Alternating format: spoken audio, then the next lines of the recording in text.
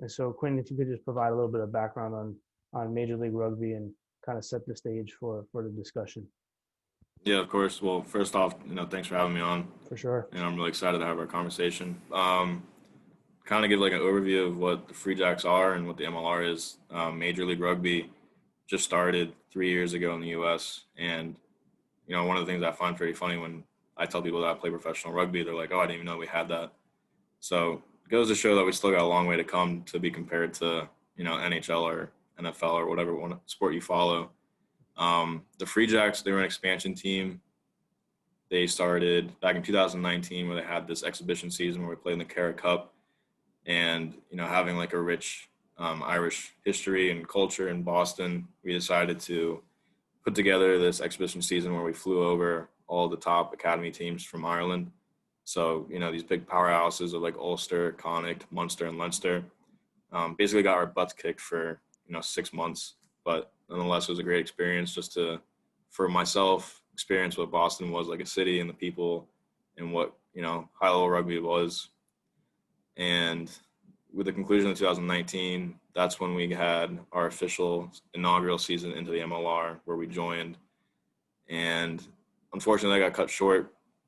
We only were able to play, I think it was 5 out of the 16 games we were supposed to play. So, unfortunate, but it was, very rewarding to see the fact that from all our hard work in the 2019, exhibition season come to fruition in 2020. And I think that's something that's going to keep us all looking forward to 2021, hopefully when it starts up in February.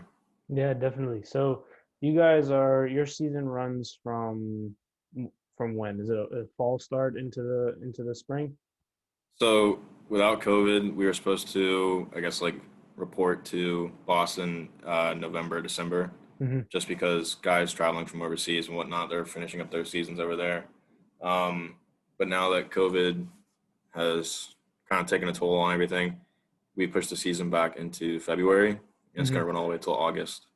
Okay, that makes sense. So, I want to take a step back before we get into your story, just for more background for the listeners, sort of. I know it works a little bit different than soccer as far as the overseas people playing overseas and stuff. I was talking to one of my friends from UMW, and he was saying how guys will come play in the U.S. and then they'll go play overseas, and then they'll kind of switch back and forth between the seasons. So how does that kind of work with you guys if you're going to go play in New Zealand or Ireland and then come back and play in the States? How does that sort of work between the clubs, and how do they negotiate that between player and club and all that Yeah. sort of stuff? So I think the one thing that's kind of different or like more manageable is that the MLR only cares about the MLR season. Hmm. They only care if their player can play during that time period. They understand that guys coming from overseas, like they have other obligations, playing in different leagues, whether that be your top tier leagues in Europe or the Mitre 10 in New Zealand.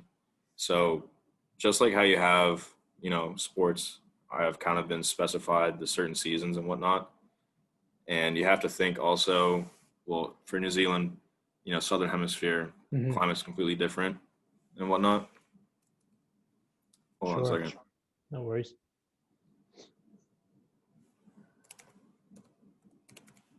Sorry about All good. that. Got technical difficulties for some reason.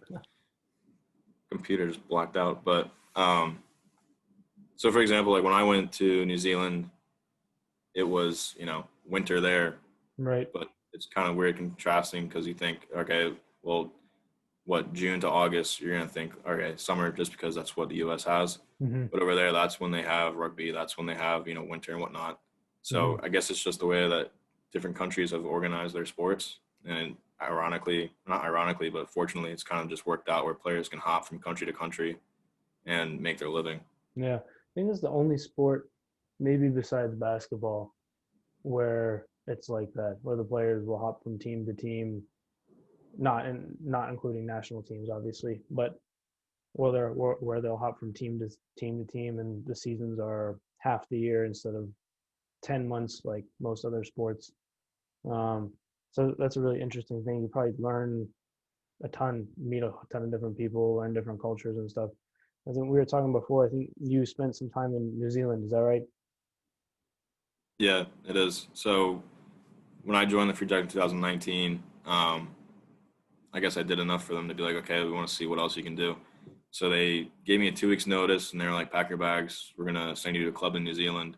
Um, it's actually a very beautiful place called Sumner, and it was Mm. right outside of Christchurch down in the South Island.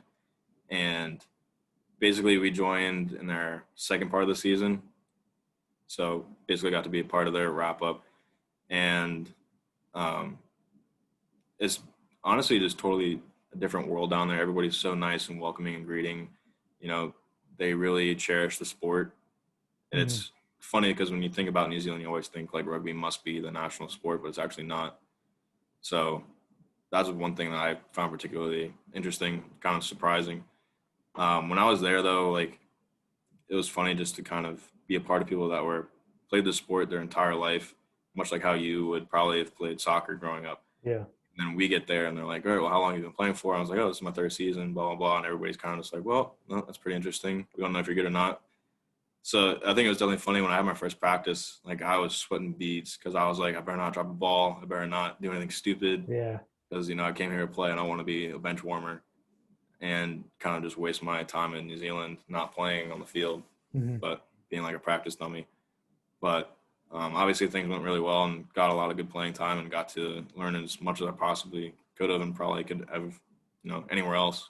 So very fortunate for that experience and very thankful for everybody that kind of took me in. And I think that's another testament to how, I guess, global the sport Hmm. is when we went there, we didn't have to worry about housing or anything like that.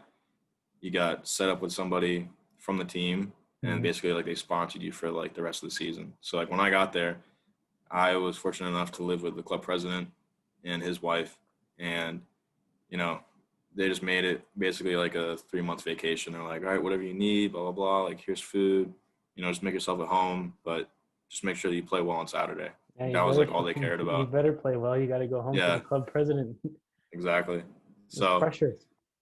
yeah, it was always awkward walking back into the house after like a loss or something, and it would just be like a little idle silence, and be like, I'm just gonna go to my room, and, like hang out for a quick minute, see what he's doing. But yeah, I mean, it was definitely a grateful experience, and hopefully I'm back over there soon.